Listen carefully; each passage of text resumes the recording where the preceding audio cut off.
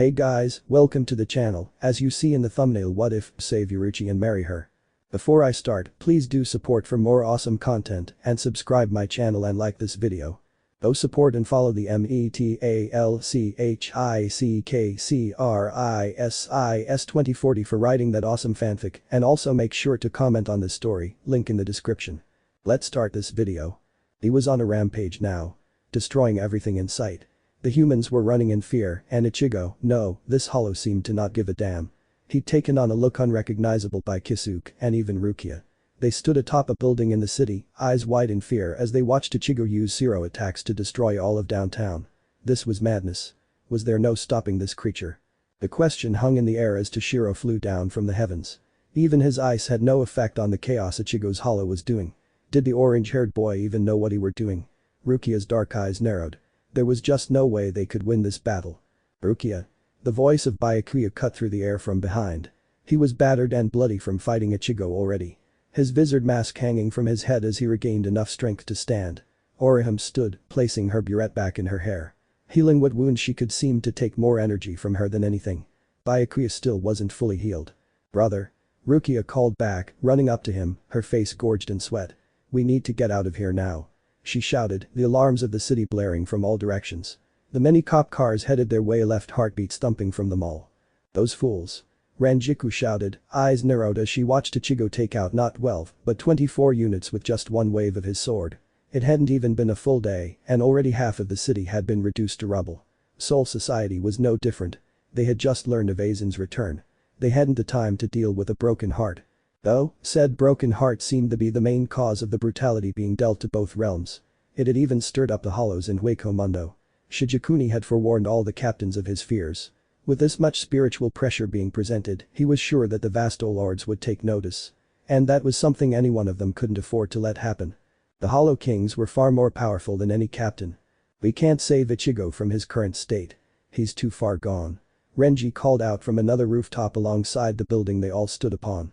It seemed as if the entire team were there. Though still, they were missing two very important key members. Yoruichi, the name seemed to ring in his head as each scream erupted. As blood flooded the ground which he walked upon. The crashing of buildings, the heat of the fire, not even the terrified screams coming from the civilians seemed to stop him. Not even making him hesitate. The mask that covered his face hid the real Ichigo from the heartless world. It had stolen the love of his life, and now it would pay. Yes, the hollow breathed, voice raspy and thirsty for the fear it was feeding on. Lifting a white bony hand, the hollow gave a shrill laugh. Almost like nails on a chalkboard. It echoed throughout the area, making the group above turn their attention down towards him. A red blast began to form within the palm of his hand, and Byakuya's eyes widened. Move. He shouted, the most emotion he had ever shown in this lifetime. No sooner than he shouted the word, the entire building they were standing upon lit up with a bright red light and imploded. Everyone had been lucky enough to get the seconds warning they got, as Yoruichi's well-taught skill had come in handy once again. The Shunpo had to be the only thing saving their lives at the moment. Standing atop a high grassy field overlooking the city, the team tried to come up with scenarios that would end with no more deaths. With no casualties. And each time, they came up with blanks. We can't let this continue any longer. Ichigo has got to be stopped. Uryu painfully stated, powering up his own Ryatsu. The Quincy had ideas. Ideas he didn't want to use. If we all attack him with all we've got, it just might work. What are you saying? Orihime shouted from afar, her eyes full of tears. We can't kill him. We can't kill Ichigo. The more she spoke, the more she cried. And her pain reached them all. Why were they forced to kill him? He had saved them so many times in the past, so why him? Why now?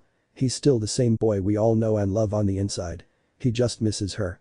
The heads of the others bowed as the wind seemed to pick up and Ichigo had momentarily stopped his attack on the city. Standing still in the middle of the mayhem he'd created. Though, it was only a matter of time before the hollow pressed on, destroying even the rubble that lay in the wake until nothing was left. They had all known of the heartache Yoruichi caused when she had so suddenly left. There had been no word, nothing from her since.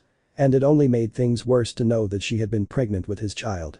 Perhaps the sudden proposing of the engagement to marry Ichigo had scared her off. However, that never made much sense. They had all known how taken Yoruichi was with Ichigo. How much she loved him. It made no sense for her to up and leave. Hell, it made more sense that Kukaku left. The sudden disappearance of another comrade that same night threw them all off for miles. And Ichigo was suffering the most from it. Yoruichi-san was the best thing that ever happened to Ichigo-sama. Orihime continued, her eyes closed as her fists were clenched at her sides. The translucent liquid seemed to pour from her eyes. No one dared to move. Or say anything. Toshiro stood close to his lieutenant, his bleeding form leaning on the woman for support. His small frame was overtaken by her own as Ranjiku fell back, pulling the white-haired protege into her lap. The captain gave no fuss. They were all worn out and tired.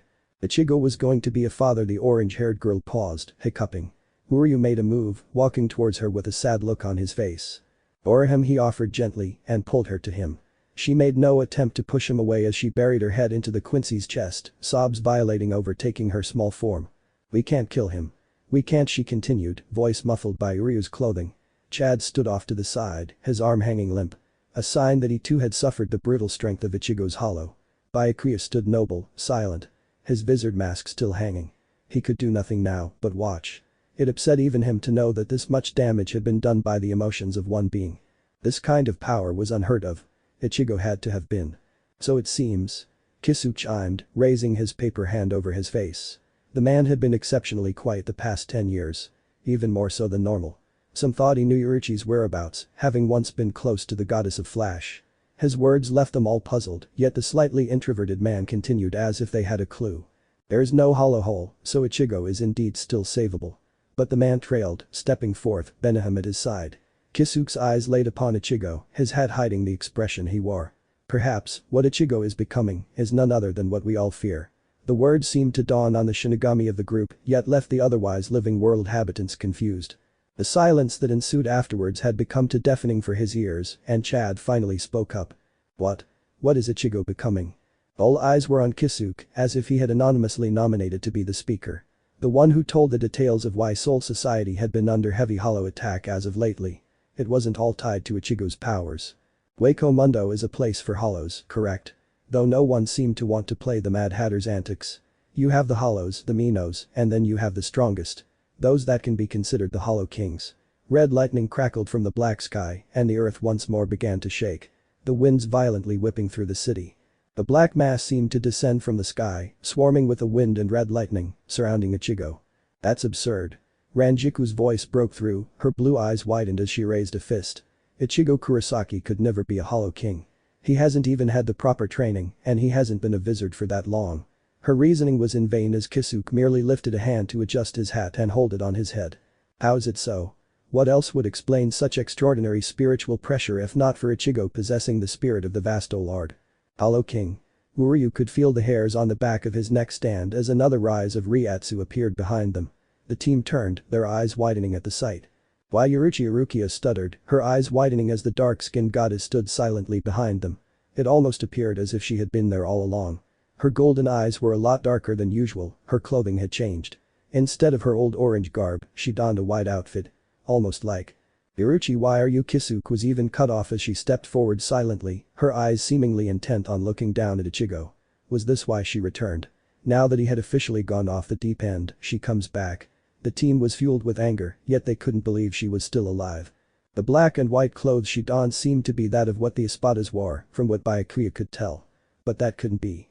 She had no hollow hole, and Shijikuni could have just as well given her new captain garbs. Byakuya had always thought the old man knew something of her mysterious disappearance. But, was that really the case? Her outfit had long sleeves, though it only went to her midriff as her stomach was left bare. The pants were hip huggers, and they hugged her upper thighs, puffing out slightly once they hit the calf. The long cap of the muscle top-like jacket she wore fluttered wildly in the wind. Appearing just above the apex of her abdomen was a tattoo that no one could quite make out from the visual they had. Her long purple hair hung, remaining the same. Yoruichi-san, where have you been? Orihime pulled away from Uryu, intent on wanting to know just where she went, why she left, why she chose now to return. The violet-haired beauty didn't respond. Her eyes seemed to hold a longing, a sorrow none of them could ever understand. Ichigo, she murmured softly, her voice still held that usual sensuality. Though it lacked the spark it once had. Orihime didn't know why, but she felt a distress signal coming from the goddess. It were as if she were screaming for Ichigo to save her. Yet nothing seemed to be wrong with her on the outside. Orihime wasn't sure what it meant, what this feeling was. But she knew this woman was different from the Yoruichi they all knew and loved. The wind seemed to pull Yoruichi downward, and the Flash Master summoned her own Ryatsu. The gust of wind enveloping Ichigo burst, and Yoruichi was gone in a flash. Her shunpo had increased tenfold since they'd last seen her. The team ran to the edge of the cliff, with the exception of Toshiro, who had been so graciously helped by his Fuku Taicho. Their eyes feasted upon the reunion of these two lovers. How painfully liberating it must have been. Ichigo's eyes widened, the hollow subsided as the tidal waves ceased, the wind becoming nothing but a breeze, and the skies turned to a dark gray. Rain began to sprinkle from the heavens, putting out random fires. Yet, the hollow's attention remained on the woman he hadn't seen for 10 years. Yoruichi.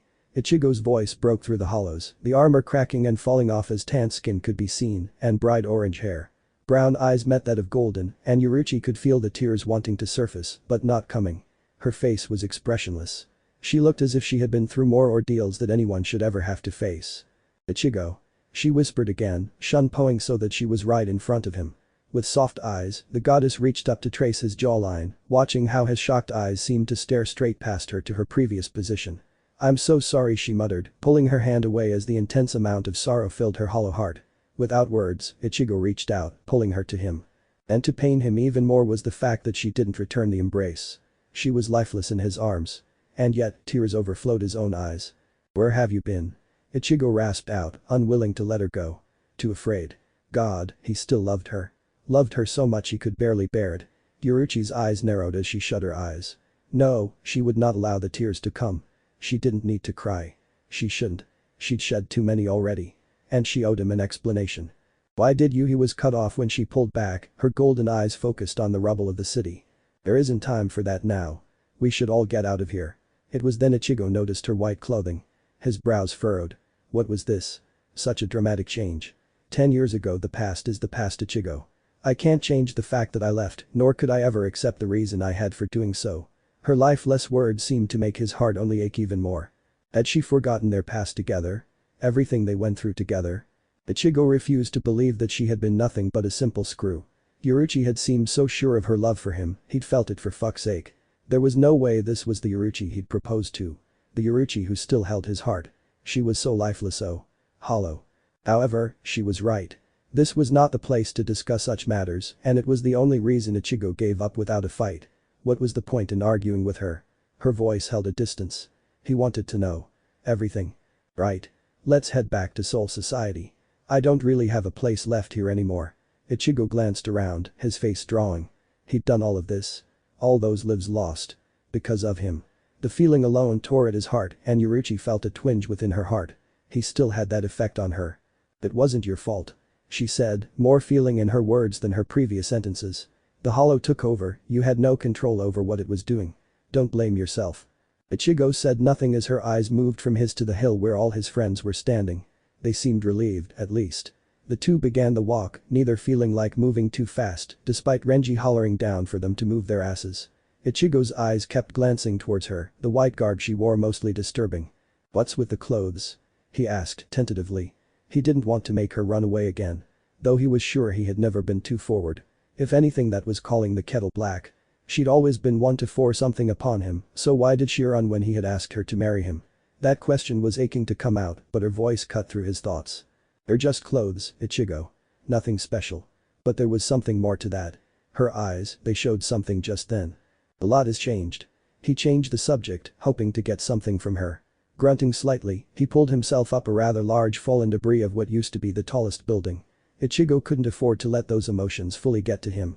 When she didn't reply, he figured he would just go on. His hand came down, offering her help up the side of the hill. Yoruichi took it without speaking. Her hands were so cold, so pale despite her dark complexion. Renji and Rukia tied the knot. But they're always fighting over who does what.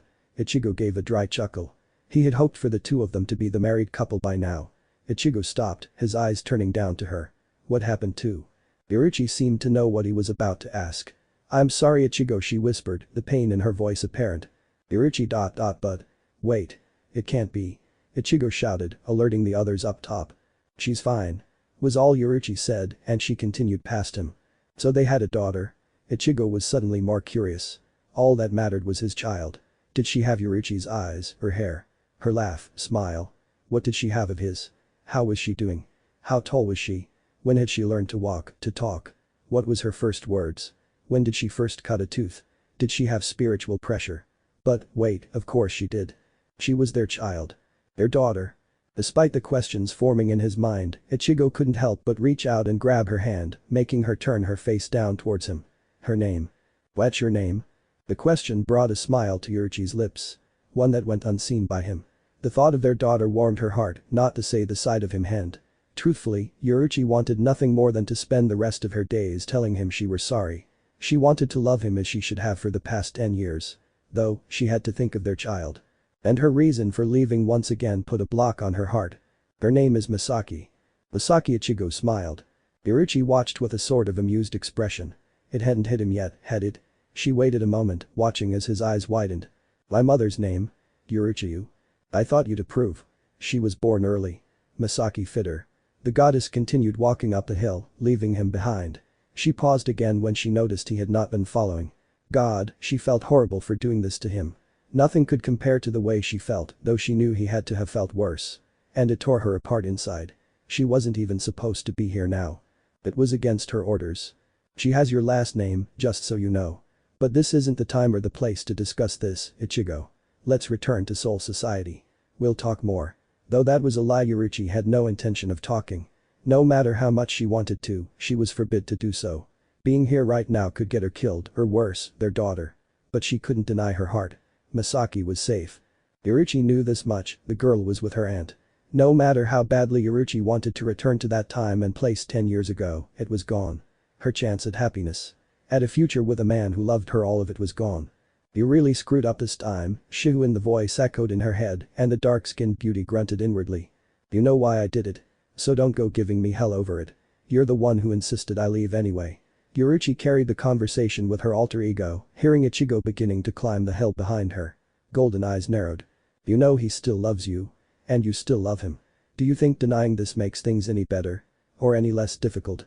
Then why did you have me leave? This time, Yoruichi paused, her head hanging, bangs acting as a veil. For a moment, the group's and Ichigo's eyes turned towards her, feeling a spark of Ryatsu. It was powerful. Too powerful.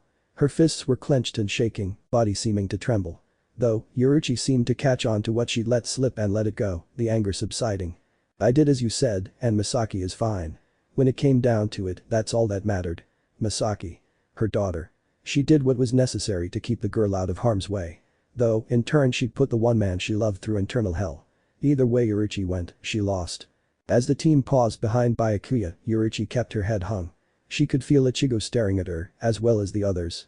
Knew that they all had questions. Interrogation would forever hold an annoyance with her once they got back to the Soul Society. What joy it was going to be having to dodge each question they threw at her. She felt that Ichigo deserved answers, and it only progressed the empty feeling within her. Dare she tell him the complete truth? Would he even still want her after he knew? She'd betrayed him. And everyone else. There was no room for her. Not anymore. Yoruichi prepared herself as Byakuya opened up the portal into Soul Society, and it was then she felt Ichigo's hand on her shoulder. Her eyes shot to him, and that damned smile. The smile that always got her. Always made her reflect it seemed to cause her more pain. Please don't hate me, Ichigo. I don't want you to hate me, the goddess thought, turning her eyes down from him. The white light enveloped them all, leaving behind sirens and destruction. It was late. The sky was just about submerged in darkness as Ichigo and his gang of friends retired in one of Soul Society's not-so-plush motels. Or at least, their version of one. Having been exhausted from fighting off a horde of hollows threatening to destroy the gates of the Ark, many of the team fell fast asleep without so much as eating dinner. You're all going to be weak if you don't eat something. Ganju tried as part of reasoning with the stubborn group of Ryoka. The only replies he received were muffles about breakfast and sleep. With a heavy sigh, Ganju decided it wasn't worth cooking a meal only for himself and instead turned in for the night as well. The orange-haired Reaper stood in the doorway, thinking about retiring for the night himself. The day had been long, and no doubt tomorrow would be even longer. What would Yushiro wanting to go over battle plans and statistics? Really, the guy needed to start leaving in some room for rest. Sending them all out into battle like this was suicide. And it gave Yoruichi one big fucking headache. The goddess of Flash stood behind Ichigo, ready to turn in for the night as well, until her golden eyes narrowed and she instantly disappeared from sight. Hey Yoruichi, I'm gonna grab a bite to eat, do you? Ichigo turned, eyes narrowing. Yoruichi. She had been disappearing a lot lately. Usually at night when they were asleep. Ichigo knew this because he had been watching her. She'd started acting differently. Ever since she'd returned and Aizen came out in the open with his Espada army. She didn't even treat him like they had any history. It seemed as if the past they'd had together no longer existed. Brown eyes seemed to narrow in the spot where the goddess had just been. What was going on with her? It was a mystery all in itself. Once more, he would be eating alone. Just like he had been doing so for 10 straight years. Ichigo would never speak openly about his feelings. But everyone knew he wasn't himself. He was much quieter. More reserved. Only speaking when spoken to. And Yoruichi. She never spoke. Rarely. She rarely even spared a glance at her ex-lover. Hell, Ichigo didn't even know if they were ever lovers. It all seemed to be one big lie. The days that followed since her return were filled with unfriendly glances, and when he did catch her eye, there was nothing there. She hadn't even told him her reason for leaving, and he'd left it be. No point in pushing her when she wouldn't cave anyway. She never stuck around long enough for him to even question her, or better yet, corner her. What had to be the absolute worst of it, though, was the fact he hadn't even seen his daughter. Yoruichi never brought her around, and when he asked of her, the violet-haired beauty would suddenly have to leave. Why was she so turned off on telling him? Ichigo didn't know. Orange hair disappeared from the small doorway leading into the room, the door closing. His figure vanished over the buildings of the Sirte. He just didn't understand. Why had she withdrawn from him so? She wasn't the Yoruichi he knew. She couldn't be. She would never. His words died on his lips as he shunpoed across town and toward the Sakyoku Hill. His eyes hunted for that place. The place where she trained him for 3 days to reach Bankai. Well, she hadn't exactly trained him, but she had oversawed. Taught him what he needed to know and even leant over her wings. He didn't really know of the consequences that could befall her and her family for helping him in such a way, but her kindness had been noted nonetheless. Now that he thought of it, that had to have been the time when he had really taken a look at her. When he'd begun to admire her so much, bother for her wisdom and for her sense of justice. She did what she thought was right, and that was exactly what he had done all his life. Fighting to protect ghosts. Some saw that as weird or beyond normal. It wasn't anything you'd see every day, but Ichigo could very well remember plastering guys for ruining a young girl's side of unrest. Ever since he had lost his mother, he'd been able to see spirits. It was no wonder to this day he kept that sense of need to protect. And yet he had nearly obliterated all of downtown. Damn it. The curse carried around the many canyons in the training grounds, Ichigo's bright orange hair flowing from where his Riatsu sparking the short drift. Yoruichi sure as hell wasn't the same as she had been. Everyone had noticed. Even Ganju, the group's idiot. Tossing and turning, the overgrown brute pushed up, the blankets falling from his form as the moonlight shone upon his resting spot. Yoruichi had returned without so much as a word about Kukaku, his sister. The guy wanted nothing more than to know where she was. Truth be told, he missed her damned beatings, the brother-sister fights they would have, arguments over trivial matters. He was alone now. Pain had died years ago, and now Kukaku was gone. By her own choice, no less. Could a wound hurt any worse? Deciding it wasn't worth a thought this late, Ganju glanced over to the others, not surprised that Yoruichi wasn't around. Over the past month, she'd avoided all of Ichigo's questions, dodged by Akuya constantly, and hell, she never even looked at him. He knew where Kukaku was. The violet-haired beauty was holding something back, that much was obvious. Eve Soifan had claimed to not have seen the woman since her disappearance 10 years ago. She wasn't even surprised Yoruichi took off again. She was, however, surprised the woman would take off pregnant. And none of them had seen this child of hers and Ichigo's. The young Kurosaki bloodline, named after his own mother. Why Yoruichi chose not to bring her around was unclear, but they all knew it was because of Ichigo. The guy could barely stomach the idea his girlfriend had up and left him. The love of his life, no less. Said Reaper had never even been in love before, and he'd completely surrendered himself over to the goddess. Not even the cold chill of the night could sweep away the bitter emotions. XX. Dawn came abruptly, as it usually did anymore. Time seemed to come and go like the rain. Never a drought. Never a moment to sit back on without having to rush forward. The group had all but been awakened by the busy streets, different vendors being set up in order for their business to begin. How ironic it was. Even the dead were restless. Pushing back the curtain to their small shacked-up room, Ichigo eyed the creamy skies which had begun to light up. His brown orb searched for any sign of Yoruichi returning. He'd gotten in late himself, hoping to sense her Riatsu and catch her before she made it back to their so-called home for the evening. Though, she hadn't. Hey Ganju.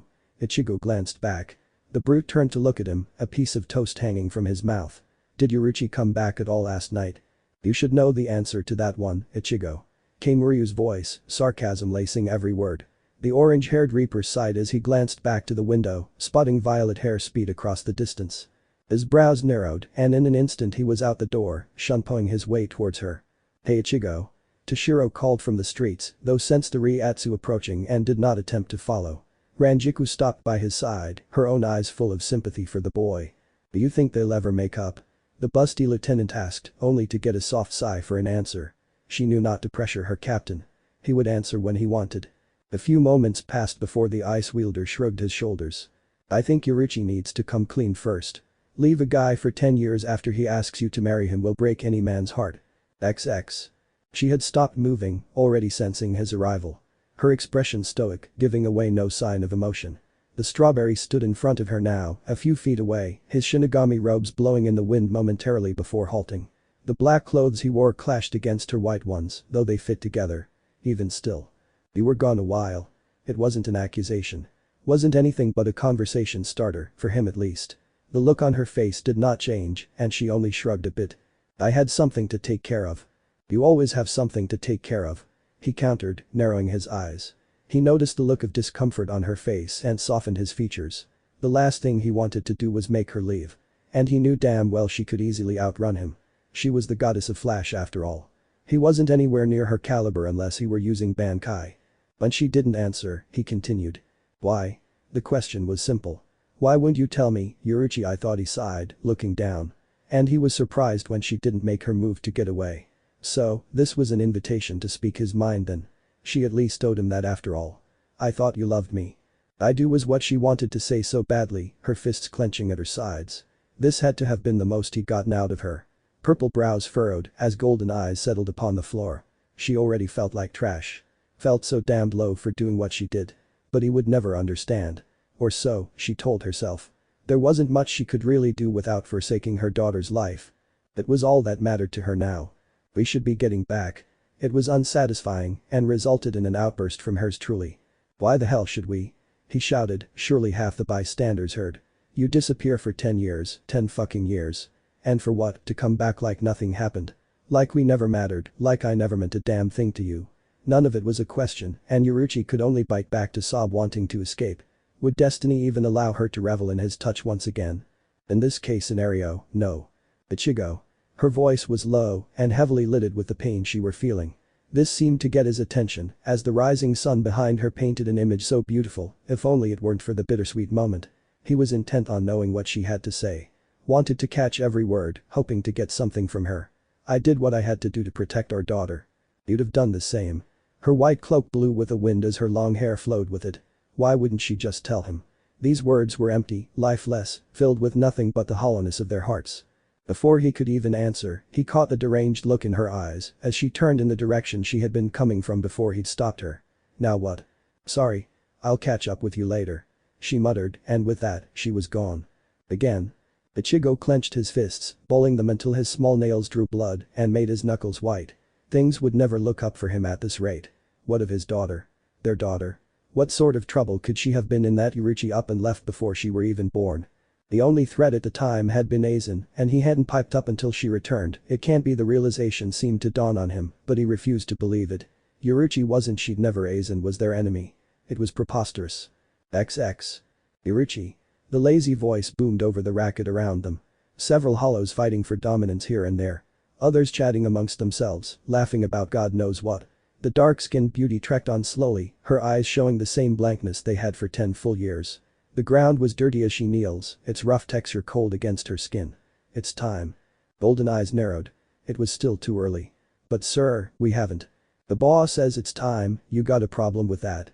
The voice from behind challenged, and Yoruichi couldn't help but spin around fast as she narrowed her eyes at him. She'd spent enough time with these assholes to know that they fought dirty. Her Riatsu began to boil, ready to unleash the inner hollow's wrath upon her brethren. Grimjo, the almighty voice lured ears from all around the room. Anyone could see Yoruichi's seething anger. She had been forced into joining their damned army, like hell she would let any of them fuck with her. Better not anger the lady. Wouldn't want to lose a great asset to the team.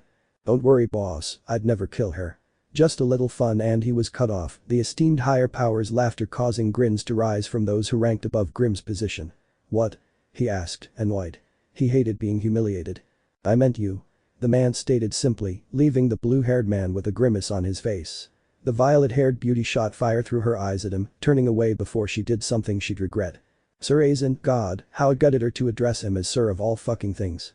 Attacking Soul Society now would only result in our downfall. He looked unconvinced so far. Your attempts to save Kurosaki are in vain, Lady Yoruichi. Aizen snared, shunpoing so he were standing in front of her. The light shot down upon his face, he looked like a madman. She had to think of something fast. They're too strong while they're together. She insisted, hoping to prolong Ichigo's life. At least for now, she at least wanted Misaki to see her father's face. I think we could handle them. Came another voice, more calm and perplexed than the usual. Yoruichi looked down, she had no beef with this man. He'd been the most agreeable of them all. I think so as well, but if the goddess says we should wait, then wait we shall. Yoruichi could no sooner thank the gods as she breathed a sigh of relief. You had better not be leaking any information. Aizen warned. Why would I?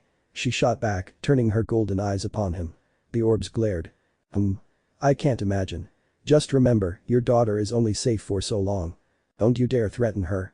Yoruichi shouted, her eyes glowing with a red aura.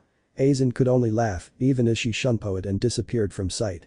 The man turned his eyes toward the Arrancar sitting off to the side. All it took was a nod and the two disappeared with a smirk upon their features. If she was leaking any of their information, rest assured they would take care of it. The Shiguin had been a great asset to them over the years, but she was replaceable nonetheless. After the close encounter with Aizen, Yoruichi wasn't quite sure she wanted to return back to Ichigo. Keeping such a dark secret had not only taken its toll on her emotionally, but physically.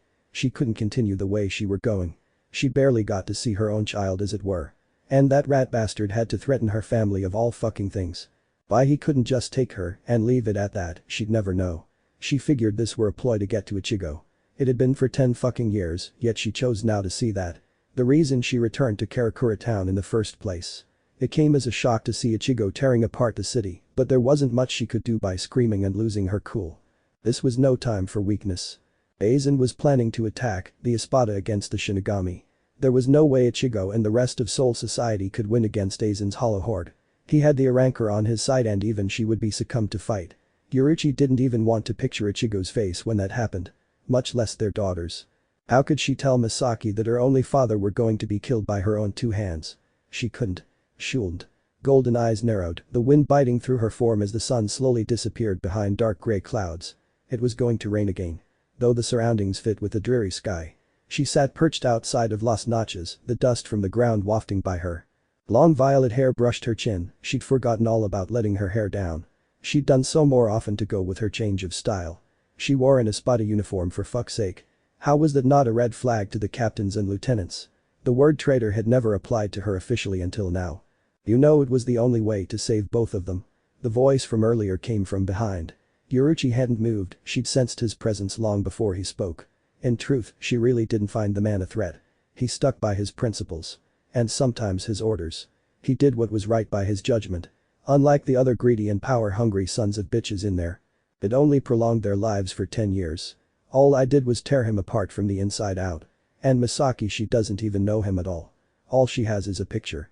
Her breath came out in an exasperated sigh. She at least wanted the little one to meet her father before the battles start. You were being a mother and a wife. He just asked me. She shot back, not meaning to sound so defensive and rude about it. Feeling the change in him, she sighed, shoulders slumping. It's just the words didn't seem to come, even as she glanced away. You're still in love with him. And she was. Yoruichi didn't deny the words that came from his mouth, her heart only clenched more. Lord Aizen will order us to move soon. So you had best spend as much time with Kurosaki as possible. He went to turn away, pausing for a moment. Be careful, Lady Yoruichi. He does not trust you. And with that, he was gone. Disappearing from sight. Her eyes narrowed and then widened as she turned. Ulquiorra. Damn it, too late. The goddess took a few minutes to gaze back toward Las Notches, an eerie feeling sending shivers up and down her spine. They were watching her. Was that what his warning meant? Pushing herself up from her sitting position, the goddess glared before her form disappeared completely, two Espada running out from their cloaked positions. Fuck. Noitra growled, narrowing his eyes at the distance they now had to cover in order to get back to Soul Society. The boss had given them a job, they couldn't fuck it up now. You'd better move your ass this time, Harrible. The tan-skinned Espada gave him a glare of her own. She thought about killing him right there for being such an annoying prick. But decided against it. If Nilil could kick his ass as easily as she did so often so long ago, Tia knew he would be a weak opponent for her. Just shut up and dash. With a grunt, the two were letting their feet be their wings. XX. Grimjo lay perched upon a rock, just like the real pussy he was. Ulquiorra paid no mind to him, he was more a fool than anything. The man boasted too much and enjoyed to destroy things. Really, his life must have been a bore, but then again, the poker face he himself wore didn't give away anything too exciting. If I didn't know any better, I'd say you like that Shuin bitch. There were indeed few who liked Yoruichi. She had been accepted into the ranks after Aizen had already gathered his top espadas. And why he had given her the true zero position was beyond them. She wasn't any stronger than they. She couldn't have been, or so they thought. Though Aizen refused to give them any leadway, stating time and time again that she was an asset into getting Ichigo. The vast Lord. Even the strawberry's little tyrant rampage a month ago had provoked even more interest. She is an honorable taste. The stoic man replied with a less than usual scowl on his face. Aizen, however, did not move from his seat, the smirk on his face born of something devious. You seem pleased, my lord. The laughter even bestilled a fear within the espada, while simultaneously making them thirst for battle. XX. What exactly did he say? Currently the group sat waiting in one of the plush green fields of grass in the Sirte. There were no immediate threats with hollows in the living world, there were soul reapers on duty. There wasn't even a spotting near Hueco Mundo. It was all too odd and it piqued the interests of the higher powers. Captains were called to a meeting, even allowing Urahara to attend. What the meeting concerned, one could only think it were about Aizen and the rise in hollows here lately. Though, no one could be sure so they kept quiet. Not much. Chad answered Ichigo's question, his voice leaving little to count on.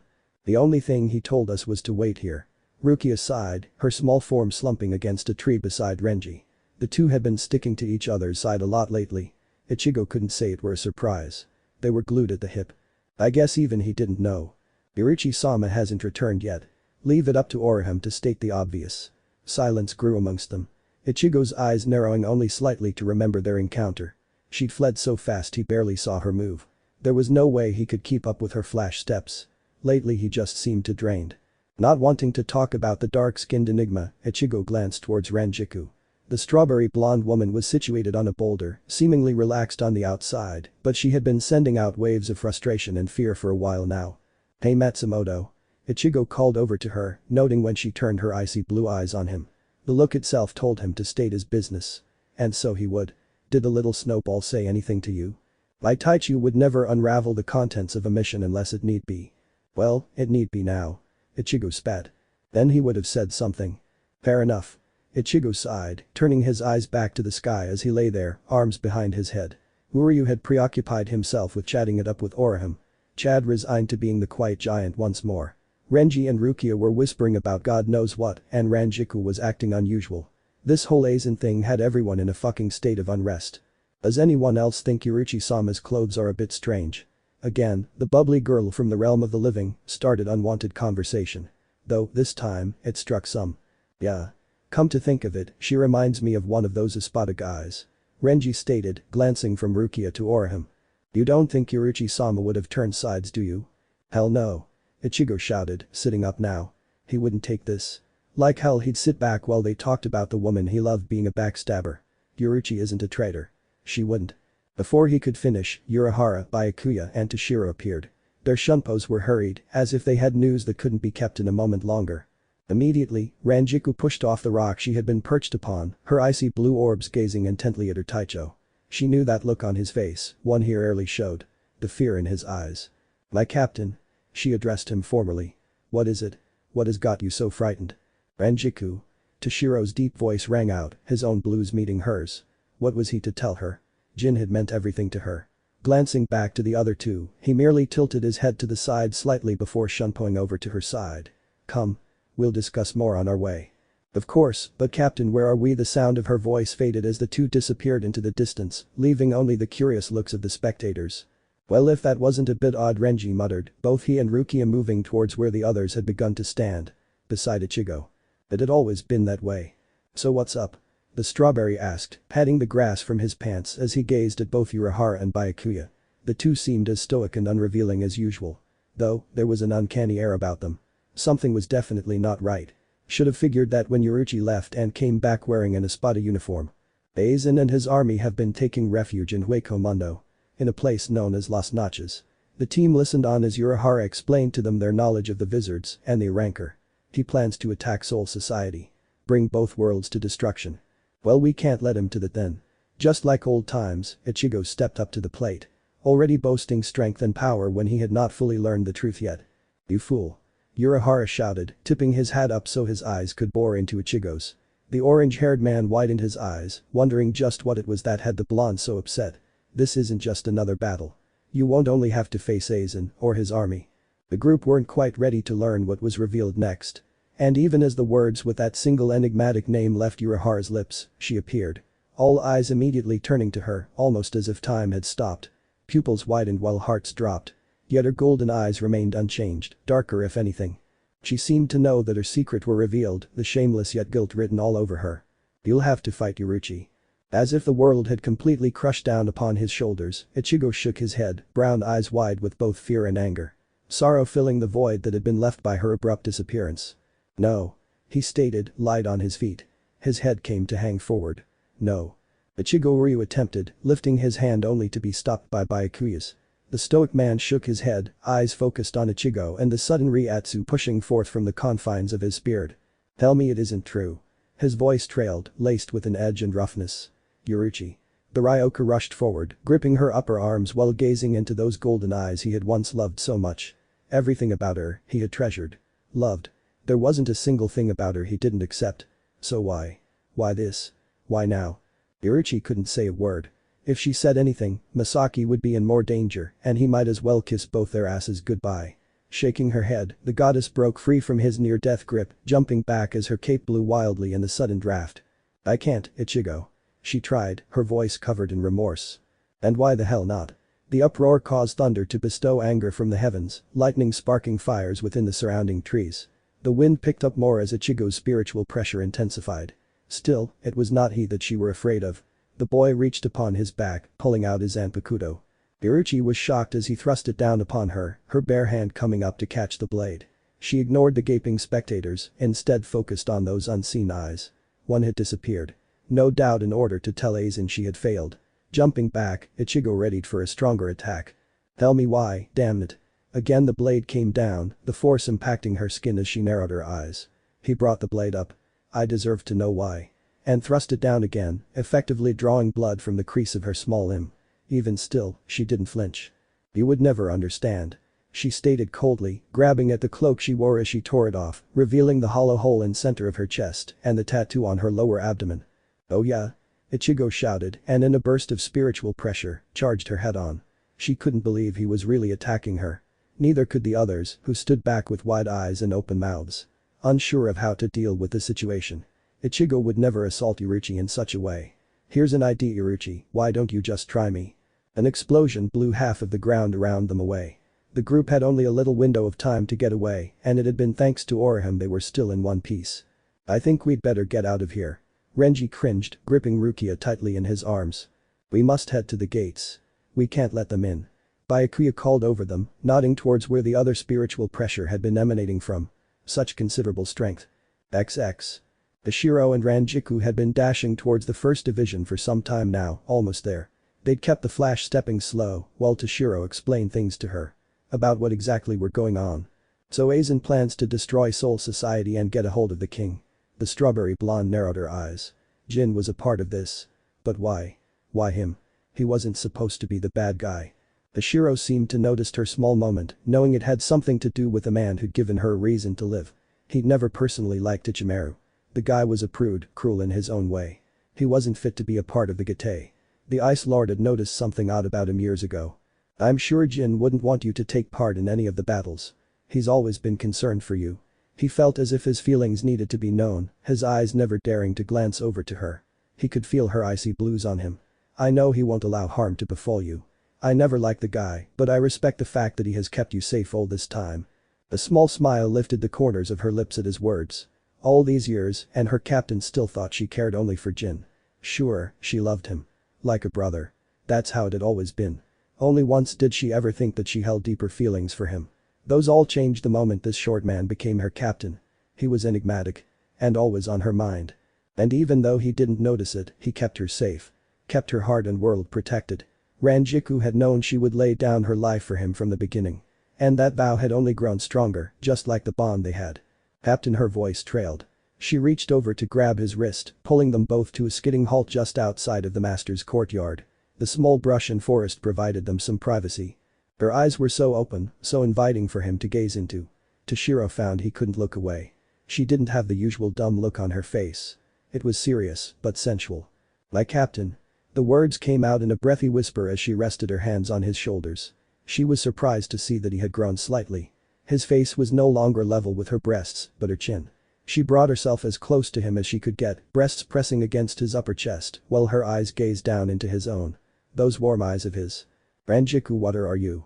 Don't you see?" For some reason, tears filled her eyes, and she bowed her head slightly, hair coming down to shield her face from sight. "Jin hasn't had my heart for some time now. There's only one man who I think about every day. Who has kept me beside him all the way and protected me like no other has ever done so." His eyes widened, and he allowed himself to do something that was rather unlike him. "Ranjiku." Warmth filled his voice as his arms reached out to wrap around her waist, pulling her closer. One hand made its way up to cup her cheek, moving her hair behind her ear as he gazed into those icy blues he loved so much. "I'm glad." He smiled.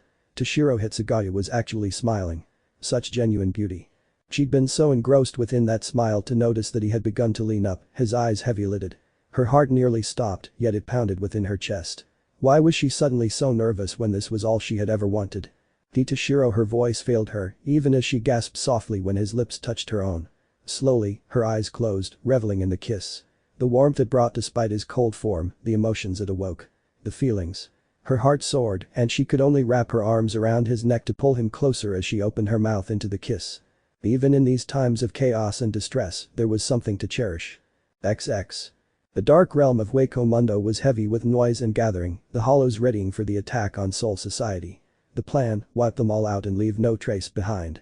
Harrible used her Sonido to advance her speed as she made her way up toward Lord Aizen's tower. Her brethren were gathered there, so it seemed he were already planning to lead them into battle. "Lord Aizen." She kneeled and then stood, her eyes gazing up at him. Aizen was silent for a moment, a laugh erupting from him as he nodded his head. "So it begins." He muttered darkly, glancing to Jin and Towson before nodding to them. The two took off in a wind of shunpo, clearly headed to tell the other hollows to continue through as they have been doing. "The Gate won't be able to stop all of us. At some point, they will break, and we will use that opportunity to swoop in and crush them all." XX. The sky lit up with lightning as Yoruichi powered her Shunko, constantly trying to neutralize Ichigo's attacks, but failing as he seemed to be too powerful for her. She would not use anything against him. Damn it, she did this to protect him. Even though said reason for an explanation were still unclear, she had done this for him and their child.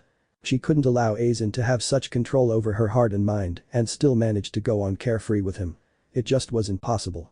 "You have no idea what the past 10 years have been like for me." His voice carried on as he swung Zangetsu like a baseball bat and she met each whale with a arm powered by Shunko. It wasn't long before she had begun to bleed and she knew she couldn't allow this to go on.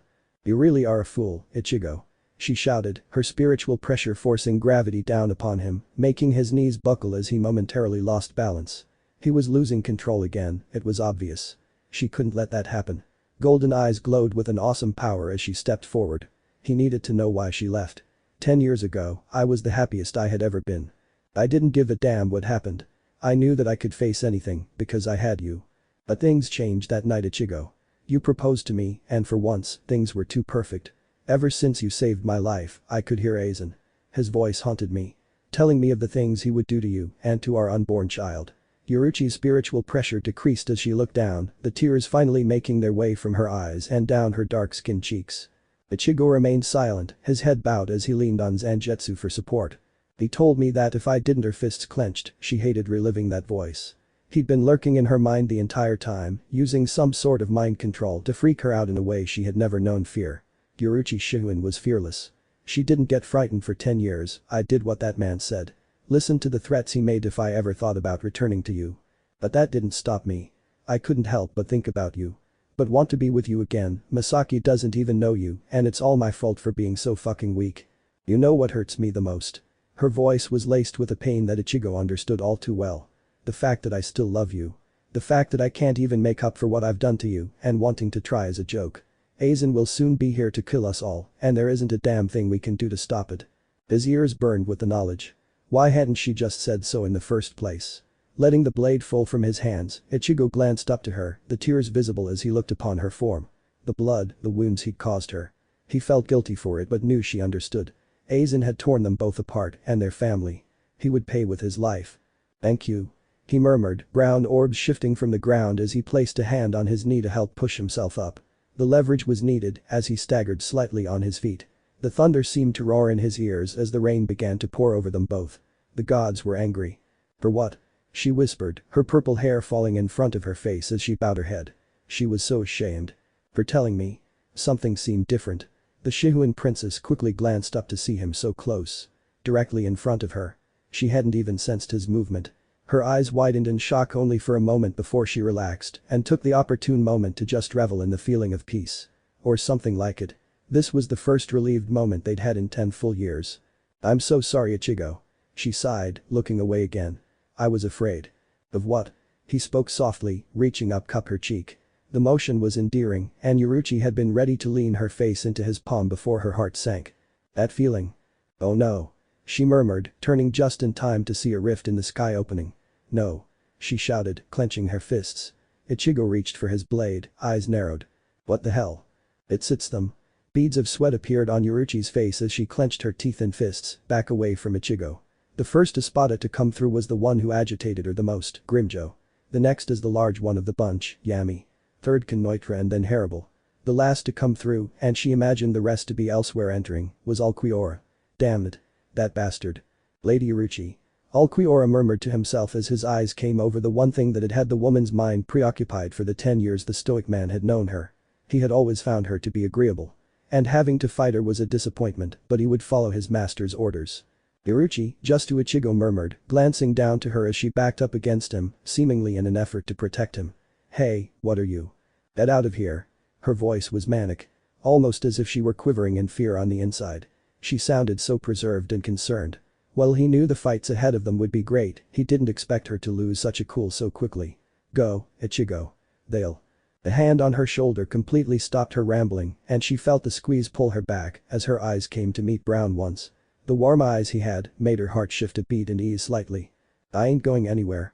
Like hell I'd ever let you fight alone, Yoruichi. I just got you back. I ain't losing you again." He stated, reaching down to pick up his sword as he gripped it firmly in his hands. "They'll have to get through both of us if they plan on taking out Soul Society." Even as the Espada descended towards them, Yoruichi couldn't take her eyes off him. He always managed to surprise her, to make her look up to him and hold him with high regards. Such a power he had over her, it was amazing. Her lips curved into a small grin and she nodded, eyes turning back to her so-called brethren. "Such a shame." Harable muttered as she peered at them. Yoruichi figured the woman would remain out of the fight unless the others lost. "I really liked you, Yoruichi. It doesn't have to be this way." Yoruichi tried, her form glowing with the outline of a golden aurora. Before anyone else could move a muscle, much less say a word, Yoruichi was blocking a blow. Ichigo was in awe. He'd moved so fast. The blue-haired Espada hadn't even taken a step as far as he saw. "Yoruichi." Grimjo shouted as he slashed at her, and she countered each time with a serious look, though she wasn't even breaking a sweat. Every hit, she countered, even as he drew his Zanpakuto, her hand grabbed his wrist, golden eyes glowing as she allowed her Shunko to release, neutralizing his movements. And in a flash the blue-haired Shinigami was laying in a newly made crater. "Damn it to hell. I told you." Ulquiorra took a step forward, his face still set in the usual frown that crossed with a scowl. "Lady Yoruichi would humiliate you any day." "Shut up." Grimjo shouted, growing angrier by the second as the other Espada stood staring at him. "I am the sixth. There is no way." "No way what?" Yoruichi asked with a smirk as she was just beneath him now, a sharp point of Riatsu up against his neck. He had forgotten. She hid her Zanpakuto within her Riatsu. Using it only when necessary. And she had caught him off guard so fast, this wasn't real. "How did you?" Grimjo shouted, opting to use Zero though her speed was unimaginable as he felt a sharp pain in his back, only to turn to notice her poker face. "Stay down. Grimjo." As the two engaged in unpolite conversation, Ichigo stood back. His eyes were wide. 10 years had been such a huge gap for so much to happen, so much to change. Since when had his goddess gotten so much faster? So much more powerful? He didn't understand it one bit. She was like a completely different fighter now and she still wasn't breaking a sweat. She wasn't even using her full power and he noticed it couldn't have been much of anything considering she were still emanating such a large Riatsu. His attention zoned back in the moment he saw Yoruichi turn her eyes up towards him. Someone was coming their way. The spiritual pressure was large, though suppressed and seemingly unrealized. What worried Ichigo wasn't the fact that another was coming their way, but the fact that her eyes were so terrified, as if it were someone to worry about. The moment he turned, his heart stopped. Misaki. Ichigo murmured. There was no mistaking it. This little girl was his child. Short dyed orange hair that slightly spiked up in the back and bangs like Yoruichi's. The front of her hair was much longer than the back, she seemed to want to look like both her mother and her father. Misaki. Yoruichi shouted, too busy fending off Yami since he had decided to join her fight with Grimjo and herself. She guessed Ichigo was too busy staring at the daughter he hadn't seen. And it was understandable. Misaki, why are you here? Where's Kukaku? You need to get away. Get out of here now. The violet-haired beauty shouted as fear gripped her heart and she couldn't contain her focus. A burst of Riatsu from her and several seconds later left the large espada dissolving in the wind and Grimjo left in a puddle of blood. Mom? I'm sorry. Aunt Kukaku told me to stay, but Misaki shouted, rushing towards her when she stopped to stare up at Ichigo. The bright orange-haired reaper stared back at her and both were caught in the moment. She knew Daddy? She questioned weakly, eyes tearing up. No words were exchanged as Ichigo hurriedly grabbed his child into a tight bear hug. The little girl was limp in his arms as she wasn't sure what to do. She didn't even know him, but she didn't object. He was her father. Her mother was right. She did look like him. Yoruichi watched a tear-jerking scene before her for only a moment before something flashed past her. Golden eyes widened, pupils dilating in shock as her heart sank and body shook in the most unimaginable fear. She could barely get Ichigo's name past her lips, but by the time she did, the Shinigami Hollow was staring down an enormous blast of Zero. Almost instantaneously, Yoruichi was in front of him and Ichigo couldn't even register it as he went still. The wind around them swirled and the heavens roared as lightning struck fire upon the lands. Yoruichi's form was glowing once again, but this time, her Riatsu was extended outward, causing gravity to pull and push at the same time. Though Ichigo felt fine, and the little girl curled in his arms was also unaffected. Was she directing it only at her opponents? But the power was so great, it even struck fear in him. Granted he knew he was still stronger than her, but something told him she wasn't letting it all go. Yoruichi focused her power on the oncoming blast, the Riatsu around her forming a blade in her hand, more distinct.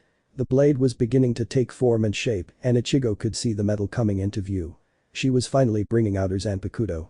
He had always wondered what her sword was like, what power it held. Golden eyes narrowed as the name and release of her Shikai escaped her lips. Ansmoninic. She had moved so profoundly fast, Ichigo was still in a state of lull. Since when did his flash goddess perfect the art of Sonido? It were as if she truly had crossed over to the other side. From what he knew, she could still regain her full form back. The hole in her chest could close. At the moment, his primary concern wasn't that, however. The little girl in his arms gazed up at her mother with awe. Ichigo was wholly surprised to see that she was neither afraid nor fearful of what was going on around her. Why was she so brave? Did she know these Arrancar? Ichigo refused to believe Yoruichi would even take their daughter around such scum. But, it had been 10 years. How well do you really know someone? Misaki. Even her voice seemed to boom and echo with a power unlike that of which she had years ago. The little girl nodded her head, never removing herself from her father's protective grip. Why don't you head on back to Kukaku's? This is no place for you to be right now. But mommy. Misaki shouted in protest, taking a step forward. It seemed to escape all their minds that Yoruichi was currently cutting a Zero the size of a giant submarine in half. No buts. Yoruichi growled softly, completely slicing the Zero in half before stabbing her sword in the ground and turning to her daughter with her hands on her hips. It was a move to display power and position. Every child needed to respect her parent and vice versa. Mutual agreements and those family bonds. Why can't I stay and play too? It's not fair. Tears welled in the corners of golden brown eyes. Pouting her lip out, the scene were more like a family quarrel than a battlefield. Heaving a sigh, Yoruichi was about to protest once again before a hand was laid on her shoulder. Ichigo immediately tensed, clenching his teeth. Though, Yoruichi seemed unfazed and unaffected. Lady Yoruichi, the voice began. It was a cold, stoic voice that barely had any emphasis whatsoever to it. Golden eyes gazed up into green ones before the violet-haired Shunshin smiled and nodded her head. I promise to keep her safe. Aizen will not like this. Yoruichi stated as she folded her arms below her chest and chuckled. One of his best and most loyal, defying him to side with me and the Ryoka. I am not siding with you. Ulquiorra stated as he held open his arms for Misaki. Golden brown eyes blinked twice before smiling wide and glancing up at her father. I'll see you later, right daddy? Me, you and mommy have lots to talk about. She smiled with a brightness that confused Ichigo. Small arms wrapped around his waist and all he could do was hug his little girl back tightly. She'll be fine, Ichigo. The warm words were spoken by Yoruichi, who noticed his hesitance to let her go. Why the hell should he? Ulquiorra was the enemy. And a damned powerful one at that. His mission was to kill. Ulquiorra won't hurt her. He's been more like her voice trailed. She couldn't say a father. That would hurt Ichigo too much and she knew she needed to mend what she had destroyed. At least try to pick up the pieces and move forward. If, of course, they escaped with their lives. A father, I know. Ichigo seethed through clenched teeth, closing his eyes tightly as he kneeled to hug his little girl better. After pulling away, time seemed to freeze itself. Misaki smiled to him, reaching up with small hands to trace the form of his face, before wiggling her nose against his own and stepping back. Don't worry, Daddy. Uncle Ulquiorra would never hurt me. Mama would kill him for that. Despite her talk, Ichigo was mildly taken aback. Though, there would be time after the battle to rekindle his bond with his little girl and her beautiful mother. Standing again, Ichigo smiled down to her with a new sense of pride. He would not allow anyone to die here today. Not unless it was the other team. Well, alright then. Brown eyes shifted up to Ulquiorra. If anything happens to her. Even if one single hair on her head is removed, you won't live to explain. The stoic man for once let out a laugh in mockery, glancing to Yoruichi before she nodded her head to him. Misaki slipped her small hand into his large pale one, and in an instant, they were gone. What the hell? Ichigo shouted, mouth agape as he turned his eyes back to her. Just when the hell did she learn to do that? After shedding a hearty laugh, Yoruichi shook her head, turning her eyes back to their opponents. They stood watching with semi-confused faces. Perhaps as to why they would pause in the middle of a fight to babble. Regardless, they had a fight to finish. Gripping her sword, she removed the blade from the ground, its violet red tint allowed the black blade to shimmer with an aura that was neither good nor evil. Something in between the realms of both light and dark. Ichigo watched her from behind. Since when had she gone from the sidelines to the front? For as long as he could remember, save when she transformed into a wizard, she was more of the backup. Stepping in to fight only when needed. And now, she comes out with a spiritual pressure no one should have. Not even over a 10-period time. However, the more he thought about it, the less he knew about her. She had always been one to keep him guessing. Her knowledge had forever been boundless. There was never an end to how much she knew. She could teach a great many things. Said orange-haired Reaper had never thought to stop and think about just how much she could do what she preached. He'd known she had a Zanpakuto. Known she had a Bankai because of her status in Soul Society. And he had been told that a Shunpo master could always enhance their skill and speed at will. That there was no limit for those who mastered the skill, and for someone like Yoruichi, the first true flash god, limits and laws didn't exist. There was a limit to the body's endurance, but not to the speed she contained. Not to the many techniques she could sprout from combining two works of art. Had she figured out any more moves like Shunko? Ichigo was both eager and apprehensive to find out. Are you done with your little family reunion? Yoruichi recognized the voice. And her eyes shot towards the man who had fired the unique shot of Zero. There was only one who could summon that much power with such force. Sorry to bore you, Stark. A mother has her duties. Golden eyes glared, thin lips lifting in a subtle smirk. She hadn't had the pleasure to cross his path too many times, but when they did run into each other, they'd had some pleasant conversation. Not that that was always the case. I would much more appreciate it if you started putting the sword where your mouth is. What a rude thing to say to a lady. Yoruichi grinned, gripping her Zanpakuto as she thrust it out forward. The tip sparked with a black electricity. Her Reiatsu swirled around her arm and body once again. Stark's expression darkened. You're no lady, Shihuan. Ouch. She mock-pouted, and before Ichigo could even lift his own Zanpakuto from the ground, a bright flash rendered him blind for moments. Yoruichi. He shouted, fearing the worst. Though, the violet-haired beauty was no longer standing in place and instead was going at it with Stark. But she didn't have the upper hand. Far from it, as Ichigo noticed. The large newly made crater in the ground must have been from her attack. Combining Shunko with a blast from your sword. Ichigo smirked, shaking his head as he thrust his own blade out. That's sort of impressive. But we haven't got time to play silly games. His eyes swirled with the blue power of his spiritual pressure. Said power began to swirl about his feet, causing the ground to shake violently, before the entirety of that rising Reiatsu swarmed back into his blade. Bankai. The earth shattered beneath his feet, shredding away the precious ground nearly 50 feet all around. The smoke and dust cleared as if it had been waiting on a breath. Ichigo's bright orange hair came into view first, causing Yoruichi to pause for a moment as she admired his Bankai from afar. She simultaneously blocked a kick with her arm, grinning slightly. It was about time she could use the help. You're too distracted. The words were finished by the time Yoruichi had grasped the meaning and the voice. There was a push at her mid-drift before the blast began to materialize. With wide eyes, the goddess used her infamous Utsusemi. The art allowed her to narrowly escape the attack, her tangible after-image acting as a clone. Stark smiled with victory, all too soon. Before he had known what hit him, his face met the ground. For a moment, Ichigo himself was stunned. Not to mention the long-forgotten Hannibal, who stood off to the side with a sweat drop forming on the side of her face. The clone of Yoruichi faded out just as it looked as if it were in pain. Everything, down to the last detail of blood, was perfect. Almost too real. From the sky, Yoruichi narrowed her golden eyes down at the spectators. Had they really thought she were that stupid? Had that really even, for just an instance, think of her as weak? The Shihuin everyone had once known was long gone. The familiar spark of recognition no longer dawned her golden eyes, nor did the promise of assurance. Ichigo could remember a time when he sensed safety. When her presence was shrouded in reassurance. There was nothing now but the cold, painful bite of a hollow. Stark stood with a slight scowl on his face. Clearly, he had reached a state of annoyance. The woman moved so fast, it was hard to land a hit. Her speed was possibly greater than his own. How she managed to learn Sonido without being a hollow was unnerving. He'd strived for that speed during training. Whilst it came naturally to her, almost like breathing. Perhaps it was a fruition of her birth. A talent, an art, born within her. "And you're a bit slow." Came the counter, her words echoing down.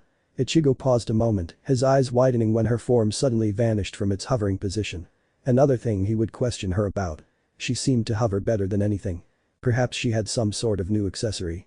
Stark faltered only a moment before shifting his eyes towards Ichigo, to which the orange-haired Reaper clutched his blade. Was he going to ride him now? "Step aside, Ichigo." Yoruichi's voice rang. But something was oddly different. The air changed yet again, gravity began to push and pull. It almost felt as if his body were being blown apart, as if his limbs were being torn off. The pain was almost excruciating, and Ichigo had to up his own spiritual pressure to counter its effects. Had he really grown so weak? Though, he were doubting his own abilities. This Stark fellow wasn't even exerting any spiritual pressure, yet was able to inflict so much damage with a punch. Even his Zero was extremely powerful in this state. He's holding back. Yoruichi stated simply, her words shrouded in that same echo. Glancing behind him, the substitute Shinigami stepped aside, his brown orbs narrowing and widening at her. Standing a few feet from him, Yoruichi was covered in a swirling Reiatsu. It was different from usual. Black pressure churning inward, while red blew outward. It covered the area, blanketing everything around them. Her eyes were missing their golden hues, completely black, thin red lines replaced her iris. The ground crackled beneath her feet, busting up from its compact form and crumbling. The earth disintegrated into thin air right before his eyes. The spiritual pressure of Hannibal completely disappeared, though Ichigo couldn't tear his eyes away from his beloved. "Yoruichi. What are you?" "Let me show you," the goddess managed, grasping her sword firmly in hand. The blade grew, its mass increasing. Like a flashing light, its form changed repeatedly. Her power exerted itself again, and the blade paused still on a slender form much like his own. Red Reiatsu swirled up around the length of the blade, covering its whole entirely before hardening into a sharp luminous sword. Black armor materialized from thin air, packing itself on her forearms and shins.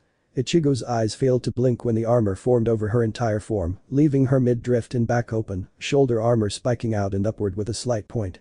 The armor continued to trail up her neck, covering the outer part of her face, before spiking behind her ears to form something cat-like.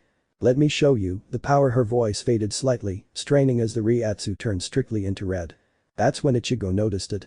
The power. The black spiritual pressure had been her defense.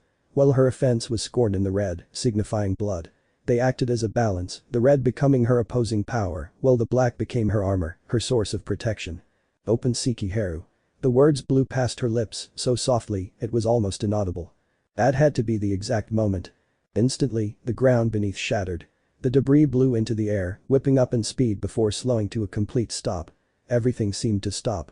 Time ceased, but Yoruichi's form became invisible. The bright red light blinding her as her form gradually became outlined by black.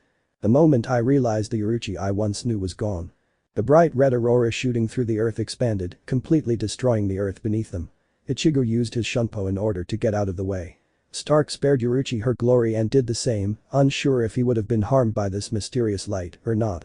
The red light began to die down, a cloud of smoke making vision impossible. Seeing her, for the very first time, like that terrified me. It made me want to crawl away. Assume a fetal position somewhere and weep away time. Stark glared in Yoruichi's direction, his face unchanging as the dust subsided and sight was once more possible. Removing his arm from his face, Ichigo narrowed his eyes in his lover's direction. What was this feeling? This intensely overwhelming power that made him feel small. Smaller than small. As if he didn't even exist. As if he was a mere human. An insect. Inferior. Standing upon a single pillar of crumbling rock was the form of Yoruichi. Her body was covered in a black armor. It lined her curves, nowhere near bulky. It ran up her sides, around her thighs, chest, and shins. Even her forearms were covered. Her right hand, which held her blade, was encased in a large piece of armor extending down over her hands, acting as a glove. It pursed up off her shoulder blade, spiking out at the top before forming into her armor at the other end. Her midriff was free of the armor, her belly button visible. He could see the apex of her toned abdomen forming before the armor cut in. Wrapped around her form in a hovering, spiraling fashion, was a tailbone. A spike at the end signifying its sharpness. A thin piece of spinal cord shot out from the back of her armor, blood the only indication it was hers. Her face was outlined in the armor, everything covered but her nose and eyes. The red and black hues were narrowed. Yoruichi's hair spiked out in the front, more so than its usual husky look. It once again rained in its usual ponytail, falling down her back. Steaming rolled off the armor, and a light hiss was heard. But this feeling, it was nothing compared to what I would feel within the coming days. Silence filled the area. Stark's usual stoic expression rested upon his face, unlike Ichigo. The Shinigami Hollow had forgotten all about his own magnificent power. Instead, he focused on hers and made himself believe she were stronger. But that was not and never would the case. Yoruichi Ichigo began, breathing tightly, as he took a step toward her.